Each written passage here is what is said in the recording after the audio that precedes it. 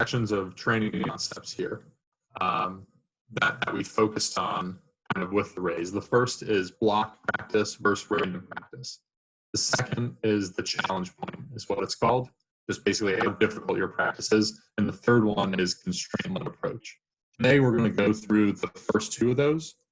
And after each section, maybe we can open it up for questions if that's okay with you guys. So Zoom can handle that. The general idea that I would encourage you guys to come into this with is these are all concepts that I wish I had known earlier in my career when I was playing in college or even high school, because it would have my views on practice and how to improve were very different than they are now. So hopefully this can be helpful for some of you guys. We're going to start with number one, blocked practice versus random practice. The overall concept of these two things is that we want to get better at the skill and not necessarily just get better at the specific drill that we're doing right then. What blocked practice is you're practicing a skill in a controlled environment. So it's very repetitive. It's a lot of reps kind of doing the same thing. You can think of hitting the ball off a tee in the same location off the back of the net. Random practice, on the other hand, is practicing a skill in a variable environment. It's more game-like. So you're still practicing hitting, but you're practicing it in different ways. You might see, a pitch coming in, so now you have to worry about the timing aspect of it, or maybe you're moving the tee around different locations. So you're practicing hitting, but you're practicing a different, subset of a skill in each time. A lot of drills are going to fall in the middle. Nothing is going to be just random or just blocked. So it's going to be a spectrum. You can start, obviously, the tee in the same spot. That's going to be blocked. That's as blocked as it gets. And then you can move forward, front toss, regular coach's BP, maybe mixed BP where you're changing speeds. It's not all strikes. And then into live BP when it's super game-like, it's super random. The environment is different every time. So like I said, it's not just one or the other, and it's good for learning a new skill. And what I mean by that is if you're learning a new skill, let's say, you want to get a better bat path or use your hips more, you do want to start a lot of times in a more controlled environment so you can focus on learning that new skill. And as you improve at it, you can start adding in more variables. So now you can test that skill in a new environment and see if it'll transfer better to the game. One way that I kind of look at this, because I'm a nerd who likes math also, is we all know that 2 + 2 = 4. But knowing that 2 + 2 = 4 doesn't help us solve any other addition problems like 31 + 17, because understanding that 2 + 2 = 4 is very different than understanding the concepts behind addition. Once we understand the concepts behind addition or the concepts behind any skill, that enables us to apply those concepts to any problem that we may face. I was talking to our director of performance science, and he talks about muscle memory a lot. And he says some parts of muscle memory, we think about it, the way that we think about it is good, and some parts is not so good. And his point is that when we are learning a skill and we're doing the same thing over and over again, once we do it once, our body knows the skill. And so any other time beyond that we're doing the same drill, practicing the same skill, we're not actually learning anymore because our body's just trying to repeat the same thing. And that's very different than actually learning it. And I thought that was really interesting. The main takeaway from this, from the difference between blocked and random practice, is that random practice leads to more transfer to the game. It's really hard, especially now in baseball with pitchers throwing 95 miles an hour, 30 sliders, to hit off the tee, have your swing feeling really good, you made an adjustment, you really like it, you're crushing balls, and then go right from the tee into the game. That's really difficult. And so part of the progression is being able to do something in a controlled environment and then slowly be able to do it in more variable environments until the point where you're able to transfer that skill into a game-like setting. Quick summary of these two things. So we have blocked practice, it's a control environment. Random practice, it's a variable environment. Blocked practice is great for learning fundamentals, learning new skills, and random practice is great for applying fundamentals or applying new skills to different problems in different situations. Blocked practice is really good for repeatability, getting the movement down, understanding how it feels for your body. And random practice is really good for adaptability, feeling athletic, feeling fluid, being able to explore the ways that your body can accomplish a certain task. And then finally, blocked practice, it's less transfer, and random practice, you're going to get more transfer into the game. You're going to be able to take what you did in practice and apply it into a game-like setting. So what of this? Be aware of what you're working on as a player, or be aware of what, if you're a coach, what you're working with that player on. Are you learning a new skill, or are you starting an adjustment, or are you looking to transfer a new skill or adjustment into the game? This is not a situation where one type of practice is always going to be better than another type of practice, but it's something that if we can have a really good idea of what we're trying to accomplish at each time, what our purpose is, then now we can have a better understanding of what type of practice environment is going to help us achieve our goals for that session the best. And that's the quick overview of block practice versus random practice. I'm going to stop share. So that was a quick rundown. Does anyone have any questions really quick if you want to unmute yourself? Or does anyone actually have any ideas for different drills that you can see? I know we talked about hitting. That's just kind of an easy example, but pitching, infield, catching, base running, sort of any ideas that you have here, any questions, be happy to hear them. Alone's raising his hand. He's on mute though still. Yeah, okay, I unmuted. For pitching, real simple one that you could think about as random versus block. Block could be just a 5 ounce, only 5 ounce, whereas random could be different weighted balls. That could be a type of random versus block. Yeah, that's a great example. Alone, when pitchers throw bullpens, do they throw one pitch over and over again to the same location, or do they mix it up? And is there times that you prefer either one? Right. So a lot of the times, well, back in the day, I guess, before my time as a coach, even in the first year as a coach, a lot of coaches were still into the throw 5 fastballs away until you execute all 5 and then move on, where that would be a definition of block practice. 5 fastball glove side, 5 middle, 5 arm side, move to the changeup, whatever. Whereas you see that random practice, you can go fastball away, and even if you missed it twice, sometimes you go to that changeup, that random, you, like you said, you can find some adjustments, you explore things. So that would be a good example of how to use random into your training. Yeah. We all know how we can't find a fastball for a strike, and all of a sudden we flip a curveball, and all of a sudden we find our release point, something Don talks a lot about, and then there you go, here's your heater for strikes. Mm-hmm. That was that random act that helped you explore, helped you feel something. Yeah. Because you learned something. I think maybe the biggest thing to try and figure out and understand, like we talked before, is kind of like a rule of thumb of when will I use each, right?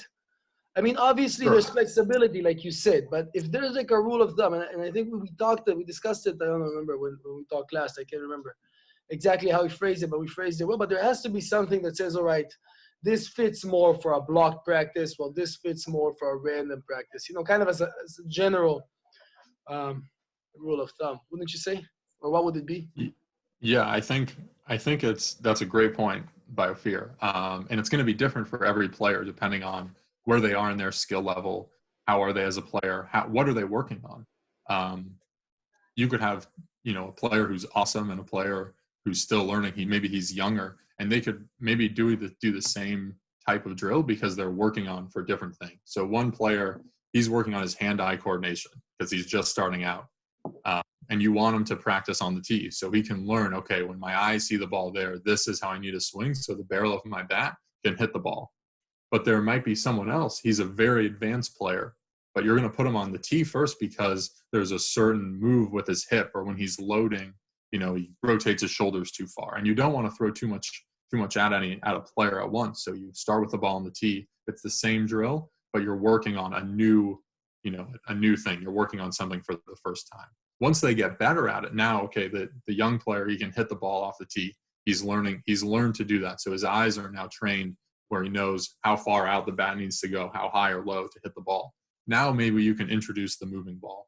And it's the same thing for the older guy who's a really advanced player, because it's new. Once they start learning, once the player starts learning, they get more comfortable with the drills. That's when you can challenge them more in a more variable environment. So the ball moves. Maybe the ball moves faster. Maybe there's, you could either throw a ball fast or you could throw it slow. So that's kind of the rule of thumb. Does that answer your question? Yeah, somewhat. If I want to clarify it, for players or coaches more specifically, I can say if I want to learn a new skill or trait, I would better off start mainly doing blocked practice, right? I want to acquire either a new skill or an adjustment that I am making. I'm trying to do something very specific. While if I'm trying to just kind of own it, let's say, right? Then I would change. Then I'll make more random, right? Then I'd have. Yes. I think that's exactly how I would look at it. Yeah. I don't feel comfortable saying, okay, 50% blocked, 50% random. Yeah, obviously. Why? Because it's going to be different depending on what you're working on. I think going back really quick to something that Alon brought up about how sometimes you can do different things, and that will teach yourself how to do one thing that you were doing. If you want to throw a fastball outside, maybe it helps you to throw a curveball, because then your body starts learning without any coaching. Nobody's telling you, hey, out in front, or make sure you high front side. But your body learns, okay, when I felt like I release it out in front and I got the ball to my glove side. Okay, well that's good. Maybe I can apply that to my curveball now, because when I leave it high, I need to think that I'm throwing a fastball and getting it out front. But if you only throw curveballs, it's harder for you to learn that. Is that fair to say? Yeah. And don't be afraid. Like you said, if you're in the stage of block, you're learning a new pitch, you're learning a new skill, don't be afraid to jump to random, like you said, to help the block. So if I'm learning a changeup, I can throw in some heaters to train my arm speed, right? Even though I'm really bad at changeup still and I can't throw it for a strike. So we go random for a second. We tell you to throw a hard fastball down and away, because, it gets the arm speed and gets your mechanics right. Then you go back to the changeup, which is still in that block stage, but you used random for a second in order to improve the skill. Yeah. Even if you're still in the block stage of it, still learning the pitch, the skill. Awesome. Does anyone have any ideas for infield, outfield, catching, any sort of defensive stuff? We talked a lot about hitting and pitching. Obviously, those are big parts of baseball, but defense is a big part too. Does anyone want to share those? Does anyone have any ideas? We're talking about in terms of block without black practices, right? Drills. Yeah, drills, exactly. So obviously, progression with an infield or an outfield would be, you would start with maybe very stationary, just, short hops to the glove, just working on going through it. Or if it's a younger kid, then even just having the glove on the ground and rolling the ball into it, just seeing this. And, slowly progress into eventually you're hitting ground balls or hitting off live ground balls, or that would be like the rate of progression. So maybe you move a little bit. It's very similar to experimentation, the logic, where you slowly add or reduce variables to get what you want in the end. So you start with something and then you add a variable, you reduce a variable, you do something with the environment until you just let them kind of be out there. Yes. Yeah, I think experimentation is huge. It's how we learn about ourselves. I think that's something that we'll get into when we talk about constraints and letting our constraints kind of lead our coaching. I think that's Friday, but yeah, that's a good way of looking at it. Simon, I have a question or a point I would like to make real quick. Go ahead. I know it sounds all block, random, sounds like all confusing maybe. Just know that we've all done it before many times without putting the name to it. We've all done these progressions. We've all done block. We are all done random to help it. We've all done this stuff. We're just trying to figure out when would be the best situations to do these stuff that you already have done. I think that's a great point by alone. A lot. These aren't new things. Maybe they're new words or new ways to describe certain concepts. And I think the main goal for me is to make sure that everybody's super aware of what's going on, and that way we can have more purpose for what we're doing in practice. But like Alon said, it's nothing new. It's nothing new. Also, just like to welcome the hottest member of Israel baseball, Asaf Loengard. Welcome. You look beautiful today. All right. I think we're going to go moving along unless there are any more questions. Are we good? All right, cool. We will move along.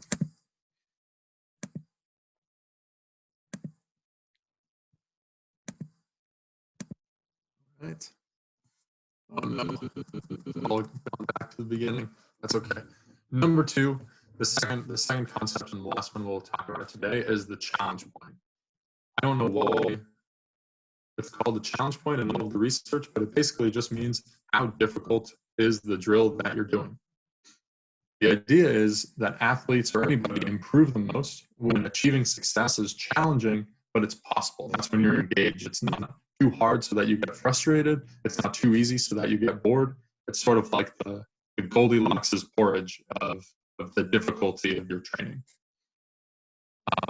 One misconception that I know that I felt when I was training, and I know that it still exists now, is that better performance is not more improvement. So if you're doing really, really well at a drill, that doesn't necessarily mean you're getting a lot better. It might mean that the drill is too easy for you, and you need to challenge yourself more in order to grow more and improve more as a player. There are 2 ways to change the difficulty of something. The first one, and this is really obvious, is you change the difficulty, you make it harder, you make it easier. So if you have a machine for batting practice, you can have the machine shoot out a fastball at a regular, easy to hit speed, or you can really dial it up and all of a sudden it's super fast and it's really difficult for you to handle. So that's the first way to make something easier or harder. The second thing is you can change the definition of what it means to be success, to have success in a drill. So instead of throw a strike, it's throw a strike on the outer half of the plate. Or instead of throw to second base, it's throw it right on the money to second base on a one-hop. So now you're doing the same thing, but you've made success more specific. Even if you're hitting it off the tee, right? Very blocked, very easy. Instead of aiming for the back net or aiming to hit the ball, you're trying to pick out a specific location, and that's going to heighten your focus. It's going to make you more competitive. It'll make it more challenging. And because your body is given a more specific task, you're going to be able to learn more about how you can go about accomplishing that specific task. So the so what of this, again, every player has a different challenge point. And sticking with this idea for a little bit, 2 players can do the same drill. I know that's one thing that we run into a lot as a challenge, is that it's hard to get individual time with every player because there's only so much time in the day. So we might have players with varying skill levels. One person's really good, one player's really bad, but they're doing the same drills because that's the most efficient way that we can run through a practice. And so how can we deal with this situation? Maybe it's something where, for one player, we're going to really define success very broadly. Maybe one player just needs to put the ball in play. Maybe another player is really working on driving the ball to the pull side and making sure that they're getting the bat head out. 2 players are going to throw bullpens. Maybe one of the pitchers is working on throwing their curveballs for a strike, and the other pitcher is working on adding more depth at a similar velocity, getting more movement without sacrificing any velocity, those types of things. So we can do the same drills, but we can change the difficulty by changing the goal of the same drill for each player. Number two, each player's challenge point can change over time. Hopefully it will change over time. So similarly to the progression between blocked practice to random practice, you can be doing one drill that's very difficult. It's right at a good level for the player. So they're getting better, they're struggling, but they're able to succeed. They're learning a lot in this process. All of a sudden, they start dominating the drill, right? Because they've gotten good at it, they've improved. At that point, it's probably the right time to maybe add in a new challenge, maybe add in a more variable environment, or make it more difficult in some way. And then the third thing finally is just try and be aware of how much a player is being challenged and then how that affects their development. So specifically, we're talking about training, we're talking about improving. Baseball is a really hard sport, especially, on the hitting side. You fail way more than you succeed. So it's important for confidence in players. It's maybe not always the right time to do something challenging. Maybe sometimes it's good to have a competition where it's easy. People can feel successful. They can feel like they're winning at something instead of being challenged all the time, because it's a tough game. So be aware of what a player is working on, how much they're being challenged. If maybe the challenge needs to be lessened and make the drill a little bit easier, maybe the challenge is too easy, so they need to make it a little bit harder, so that each player can develop at the most efficient rate possible. That's all we got on challenge point. So stop share. All right, we're back. Those are kind of the two main concepts for today that I was planning on. I don't know if you guys have any questions beyond that, or if Alon wants to add. I love hearing your input. Go for it. I saw that. No, I think that. And I got excited. What? I said I saw your mute button turn off, and I got excited. What's up? Oh no, not. I don't have much. I think that you did a really good job. Really explained it very simply. Thank you. Hello. Hey, Jordy. I'm late to the game. There you go. That's okay. Don't I'm worry. sorry. You can watch our recording. Okay, I'm really wow, that was a sorry. recording. I may have done my hair a little better if I'd known I think Simon, this is like for the coaches, especially here, but it's true everywhere, I'm sure. This is like the biggest thing, right? I mean, you don't have that much manpower. You have limited time, limited resources, limited everything, but yet you have players with, and sometimes very distinct, skill level, difference in the skill level. Players that are very weak and players that are very strong. And if you just change the goal or the challenge, you can do the same drill with the same amount of players, right? But have them all work to their betterment. It's not perfect, obviously it won't be perfect when you have big differences in skill level, but you can make the best out of it. And I think you gave a really good example. Maybe if we're hitting in the cage and one player, like you said, just touch the ball. The other one is you're changing really the emphasis. You got to hit the back of the net. You got to hit a certain spot. This makes the same drill. And we, and you guys that are coaching, you see that oftentimes this is what we really struggle with in practices. It's like, what am I going to do? I have a player here that is obviously 10 times better. How do I keep him in practice wanting to continue and get better while, still catering towards the weaker kids? And this is in our, in the basic level. It's true also in higher levels. Also, the differences might be a little smaller and whatever, but I think this is key to running a practice. I mean, finding that balance. Yeah, I think no matter what level players are at some level, you play sports because you're a competitive person. You enjoy competing, you enjoy being challenged, and then being able to step up and overcome that challenge. That's what keeps it fun. And especially for players who are younger, like having fun, that goes way above anything else that's going to happen. And I think it's a lot easier to have fun if you're competing, if you're being challenged. And it's important to have fun because that's what's going to keep players coming back. Yeah, I think that fun is not necessarily correlated to success. It's correlated to the challenge, right? If you're feeling challenged in a way where you can succeed, though, the challenge can't be so far from the player that he has no chance of succeeding in it. I mean, it has to be within reach. He has to be, and that's where the fun is. I mean, that chase, that fun, you know. If Exactly.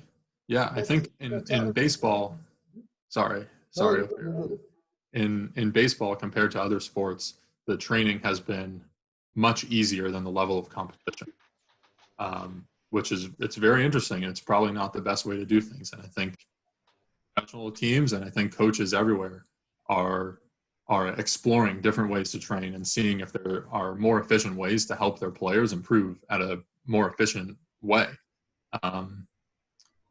And so with that in mind, try stuff out. Like always be trying. That's fun. Explore new ways to get players better. What's their feedback? Do they want it easier? Do they want it harder? We talked about a lot of times making drills harder because baseball has historically trained much easier than the level of competition. But for some players, absolutely, there are going to be things that are too hard, and no one's going to get anything out of that either. So like Ophir said, it's a balance. When do you want to push? When do you want to pull? It's not going to be perfect, the first time. So it's important to just try new things. Just like if you're a player, maybe try a new pitch, like Alon was saying, try a new arm slot, try a new mechanic when you're batting. If you're an infielder, maybe try a new pre-pitch and see if that can improve your first step and your read of the ball off the bat. Because that's how you learn. I think it's really easy for people to see, and this applies not just to baseball, but it's really easy for people to see the risk in doing something different. It's really easy to see the downside. And it's much harder to see the downside and the risk of keeping the status quo, but that doesn't mean it doesn't exist. There's a lot of risk in not changing and not being willing to maybe fail if it means that you have a chance to improve. So don't be afraid to mess up. Try things. You're going to fail, and that's how you're going to learn, and then you're going to try something else. But that's the only way forward. If you're not willing to, to maybe do something a little bit worse, you're not gonna ever do something a little bit better. I forget which podcast I was listening to, but there was a God, what is his name? His name is like David Chang. He's a chef, and the thing that he always says is, you can't make good kimchi unless you make a lot of bad kimchi first. And I thought that was so good. You can apply that to anything. You're never going to have a good swing unless you take a lot of bad swings first. You're never going to have a good changeup unless you throw a lot of bad ones first. So like we were saying, don't mistake struggling for not getting better. I think it's the opposite is more true. If you're always succeeding, I think that probably means that you're not improving as much. And coaches, sorry, go ahead. No, go ahead. Coaches, from a coaching standpoint, don't be afraid, right, to try something new that just pops up to your mind at that moment, because you never know what good drills, when you're creative and you're open-minded, you never know what can happen. And sometimes it doesn't have to be planned from before. Sometimes you think about something during the drill, you see something and it triggers it. Go for it. Don't be afraid, because it might help someone. Yeah. Just a question in terms of how do you see, one thing I think you didn't mention is kind of, a timeline or kind of duration kind of impact on the challenge point, right? Do you look at it on a challenge point on a drill specifically, or do you look at kind of accumulating a bunch of drills together, or do you view it, from practice to practice, a level kind of increasing of the challenge point? How do you look at in terms of that? Yeah, I think the simplest way to look at it, first of all, that's a great question. And the simplest way to look at it is just in terms of one drill.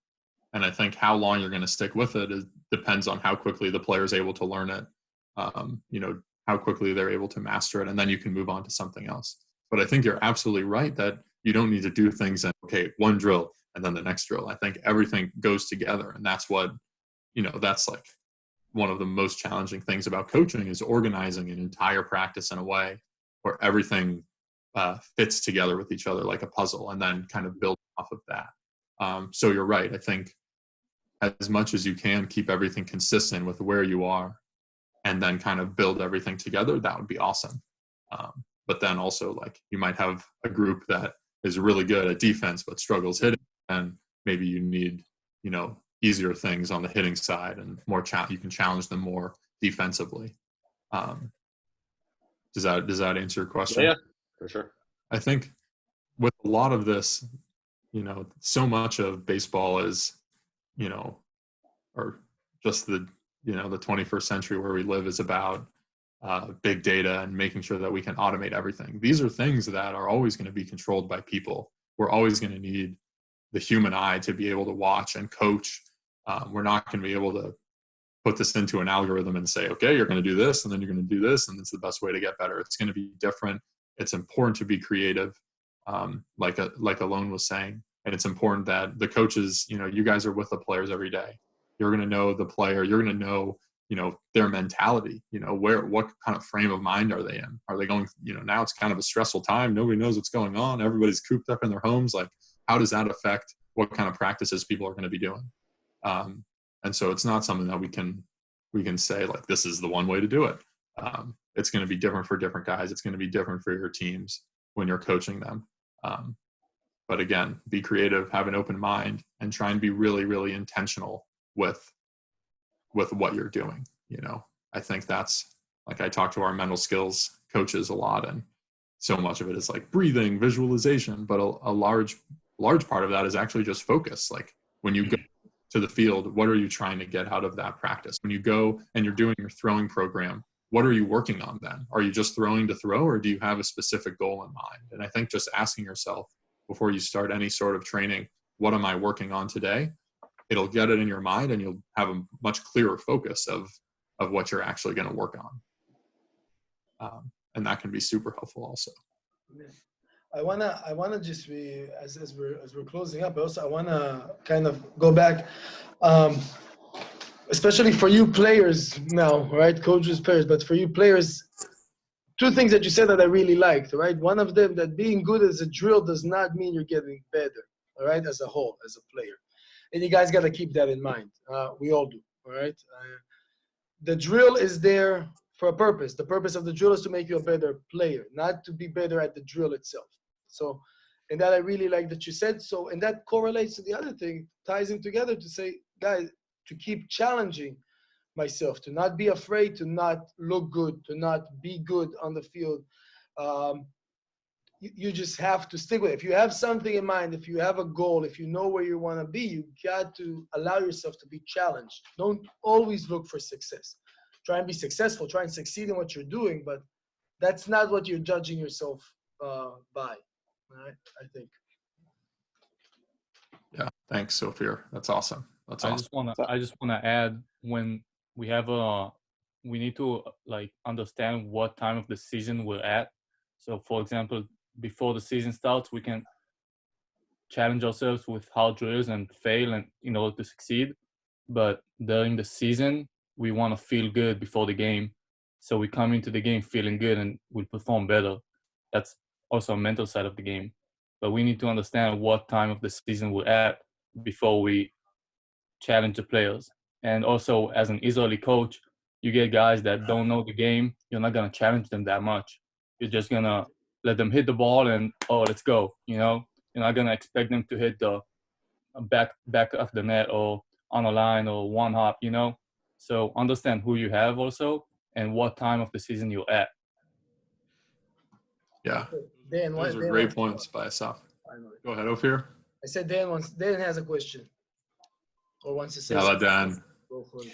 No, just to add, especially when we talk about little kids. I mean, a lot of this stuff applies, to players who already have like a basic set of skills and that you can build on.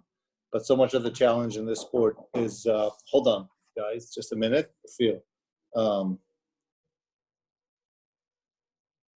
right, good talk, Dan. Appreciate it. What he was trying to say, so much I think the wall is around it. The food delivery is there. Neighbors. But especially with little kids, I found it useful. I remember Asaf found it useful. I think Amit too, especially when you get them early on in the season.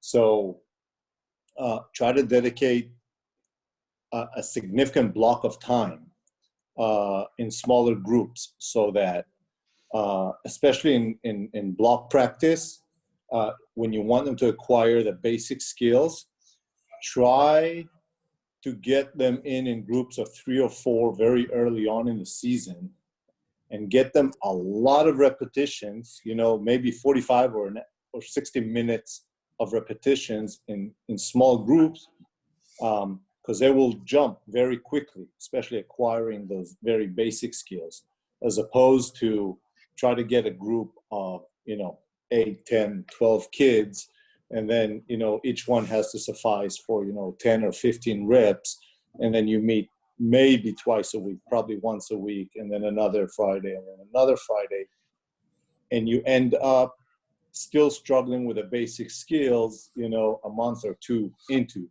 this. So if you can get them early on, and I don't know if we'll resume baseball operations, but probably if we're looking at the summer camp or September start, if you can make a point of getting them in small groups early on with a lot of reps, front load this, I think it can really jumpstart the season and put them in a better position.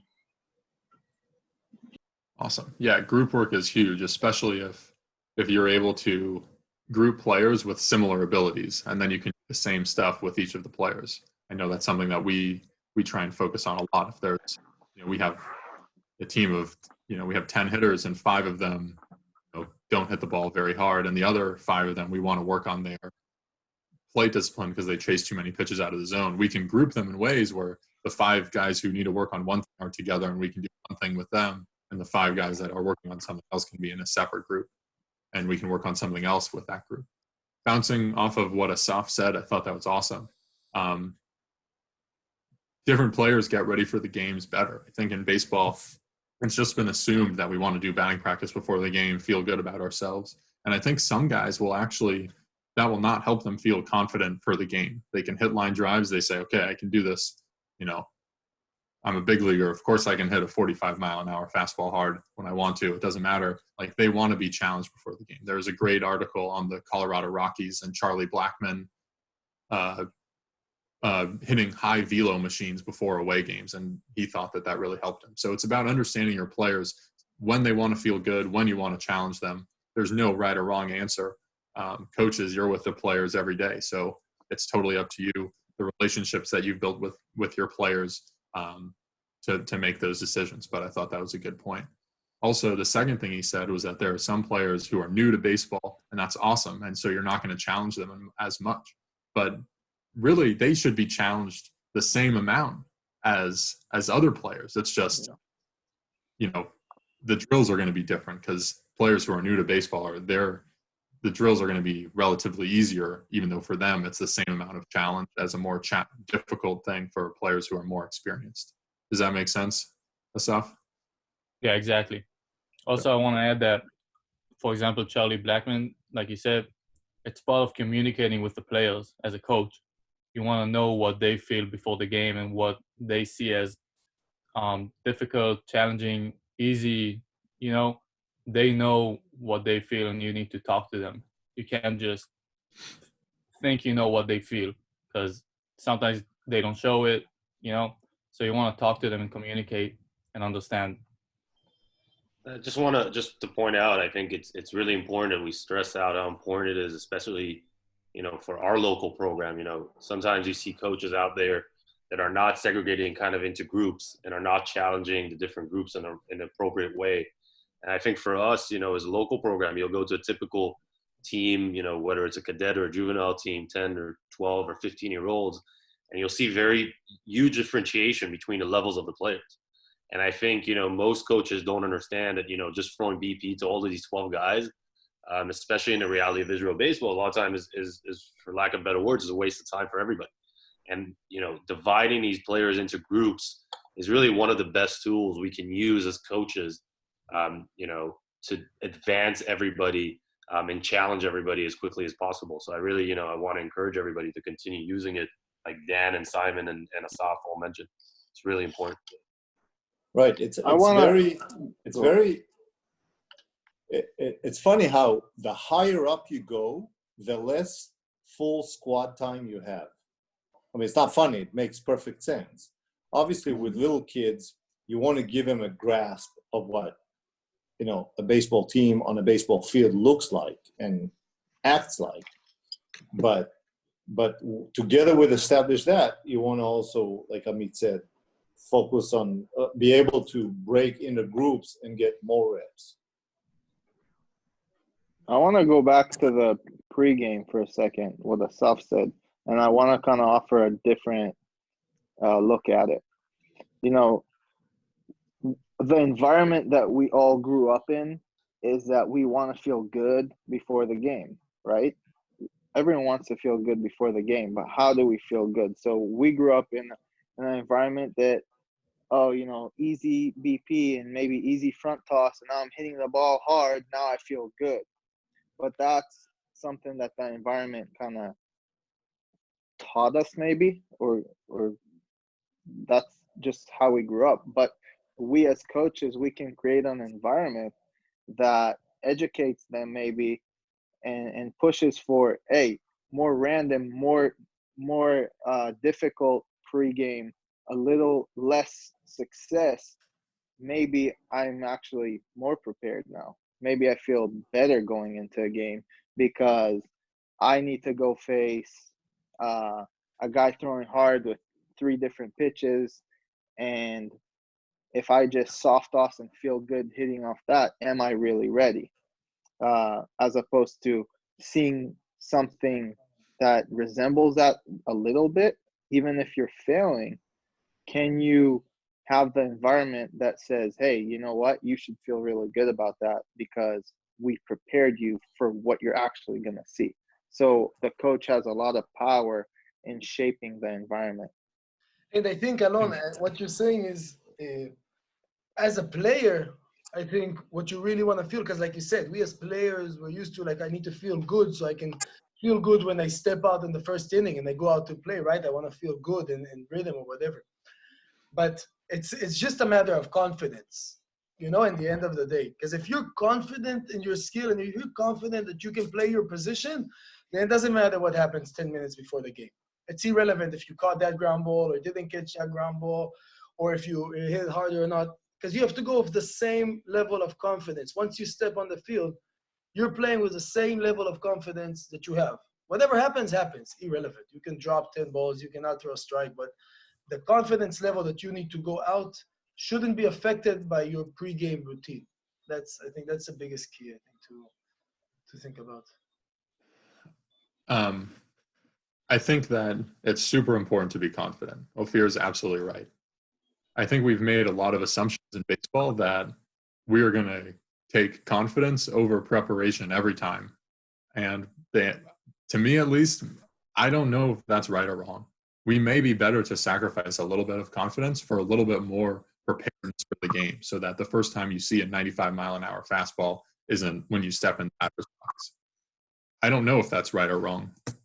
But I think it's worth exploring, and it's probably going to be different for different guys. I know me personally, like, I'll ask the batting practice thrower to throw different pitches in batting practice before the game. And I don't care that everyone else in my group is hitting line drives and I'm getting jammed and I'm fouling balls into the turtle and I'm taking pitches. I think that's way more helpful for me, and it helps me feel a lot more confident going into the game. The second thing is we already talked about the challenge point and how we can communicate that we can make a drill easier or harder by what we're defining as success. And I think pregame, if we make things harder, it becomes incredibly important to make sure that the players understand what success really means.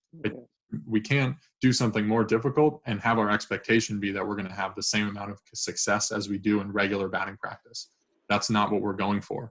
If we can say, hey, in regular batting practice, if you can hit 4 out of 5 balls hard, that's success. Now we're going to be doing something where success is if you swing at pitches in the strike zone and don't swing at pitches out of the strike zone. And if you do that, even if you roll over 2 times, foul a ball off the other time, and you took 2 pitches, that's an awesome round of batting practice. But it becomes super important to be able to communicate that from the coaches to the players so that the players are aware of what they're working on, what they're trying to get out of that.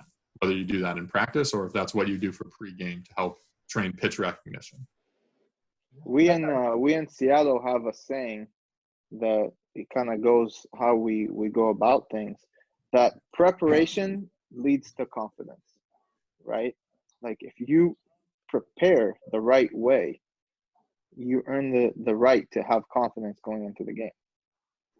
So you need to think what actually got me ready, got me prepared to earn the confidence going into a game. Yeah. Wait, Nathan, Earn you your want confidence. I like that. Yeah. I'm just bouncing off some of the stuff that have been said here. Like a bullpen for like a pitcher starting before the game, more like a hitter. A lot of time I tell my guys the bullpen's not to hit your spots. Because if I mentally have a shitty bullpen, a bad bullpen, it will affect my game. I want to treat my bullpen as this: I get loose. And I'm, as a coach, communicate to your player that getting loose that's the taste of success. Also, the same thing goes with fielding. That's what I try to tell my guys. Natan, thanks. Are you talking about before game or in between? Yeah, I'm talking like right before a game. Also, when you stretch Yeah. to get loose, not to feel like you always want to feel sexy and good, but like you do that. There's a point to get loose, and there's a point when to get your reps in. Right. Yeah, absolutely. I agree 100%. That's a great point. Gotta feel sexy. Well, there's a sort of a tunnel that you have to kind of go through, like a funnel. You know, you get loose, and then you kind of keep going a little narrower until you reach competition. So you get loose, and then you start adding different goals, right? Different focus. You narrow your focus until you have to go into a game. All right.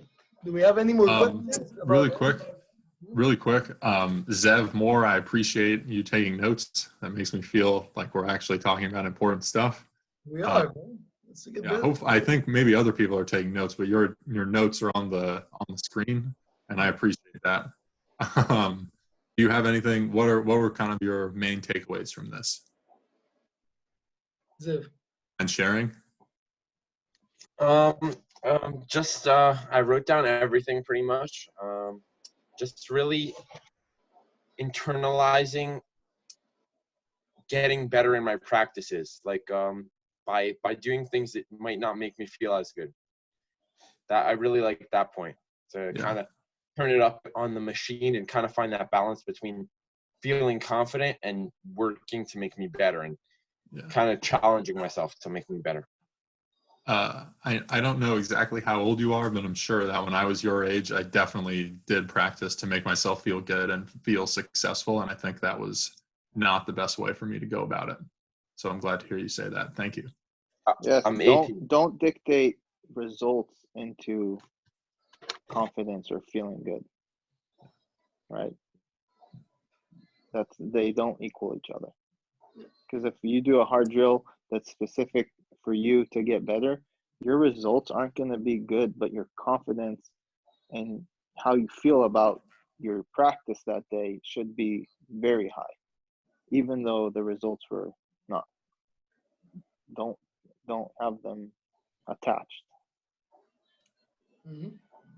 Well said. Ophir, one thing I want to add on the random stuff, that gaining the skill is not a linear process, right? There's no step 1, step 2, step 3, step 4. It's a non-linear. Yeah. Meaning like you jump from one thing to the next. Like sometimes, and it's different for everyone.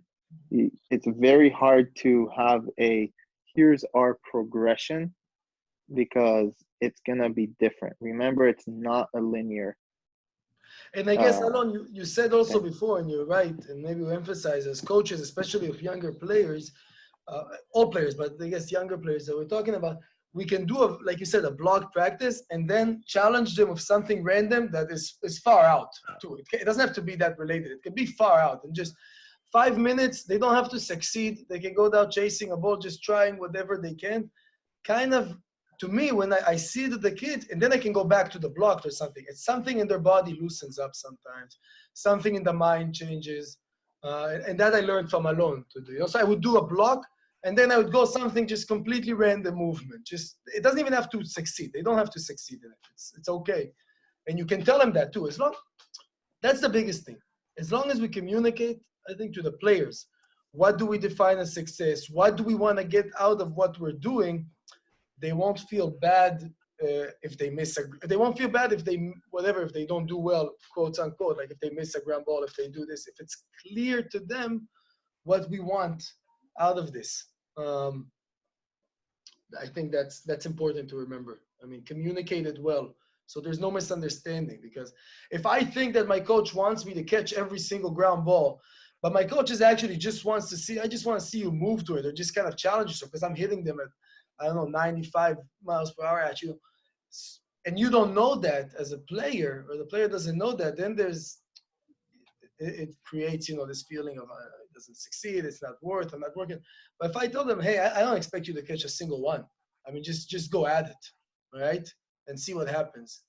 Then you'll probably be a lot better for it. That's it. Cool. All right. All right, that's all I got. Thanks. All right, looks like we're coming to an end, guys. We're gonna do this again, Simon, on Monday. I think we said, right?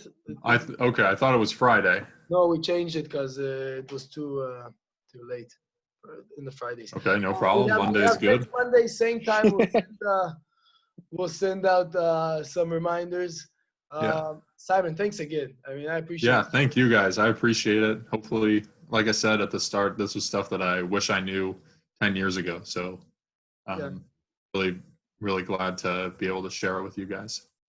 Simon, thanks so much. Really appreciate it very much. Thank you. Thanks, Jordy. Good job. Good to see you. Nice shirt, by the way. Thank you so much. How's everybody doing in Japan? They're good. They're good. They're good. Appreciate it. Send them over.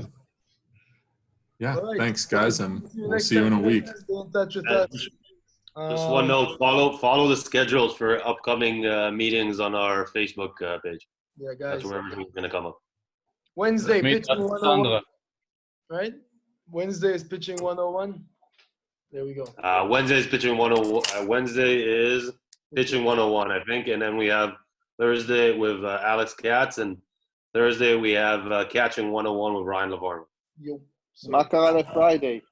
אמרת Friday לי is you, שלמה, but you're לא? only the academy, so אנחנו לא מפיצים פה. Academy. It's just it's only alone, so it's not important. All right, thanks, guys. Appreciate it. תודה רבה. סיימון, יופי. כל הכבוד, סיימון. תודה רבה. Thank you, Actually, Simon.